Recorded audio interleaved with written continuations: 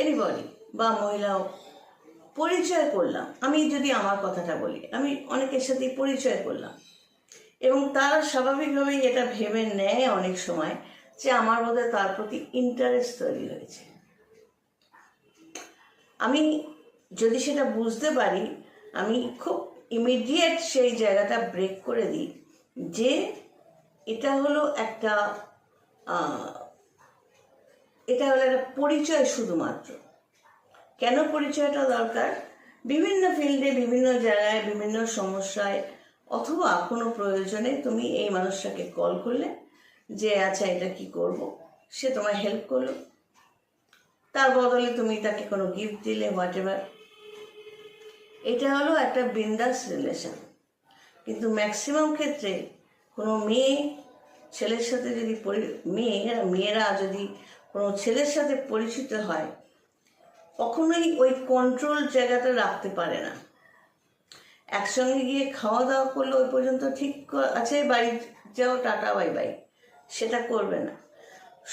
যদি মেয়েরা এটা করে যে যখনই ছেলে বা লোকের সাথে পরিচয় হচ্ছে, এবার তার পকেট থেকে টাকা কি করে বের করে নিজের শপিং করব, এই করব, সেই করবো, এগুলো করে, স্বাভাবিকভাবে ছেলেরাও তার পরিবর্তে একটা অন্য কিছু চাইবে। আবার ছেলেরাও যদি কোনো মেয়ের থেকে কিছু পেতে চায়, তাকে সার্ভিস দিতে হবে। আমার এখানে ধরো অনেক ছেলেরা কাজ করে, তারা সার্ভিস দিয়ে তার বদলে কী পায়? টাকা পায়, কাজের বিনিময়ে টাকা পায়। এর বেশি তো কোনো রিলেশন তৈরি আমার তরফ থেকে অন্তত হবে না। তারা কিছু মনে করলেও ঝেড়ে ভূত নামিয়ে দেব।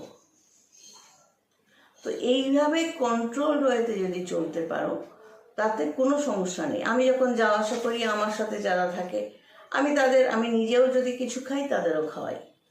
কিন্তু ঘটনাটা ওই পর্যন্তই।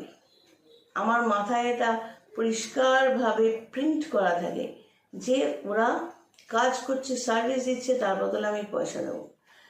যে মানুষকে আমি কাজের বদলে পয়সা দেব, সেখানে কোনো রিলেশন তৈরি হতে পারে না, আর আমার তরফ থেকে কোনো আকর্ষণের ব্যাপারও থাকে না। এই যে কন্ট্রোল সিস্টেমটা, এটা যদি লাইফে আনতে পারো, তাহলে বুঝতে হবে তুমি বিন্দাস, তোমার চন্দ্রটা স্ট্রংই আছে।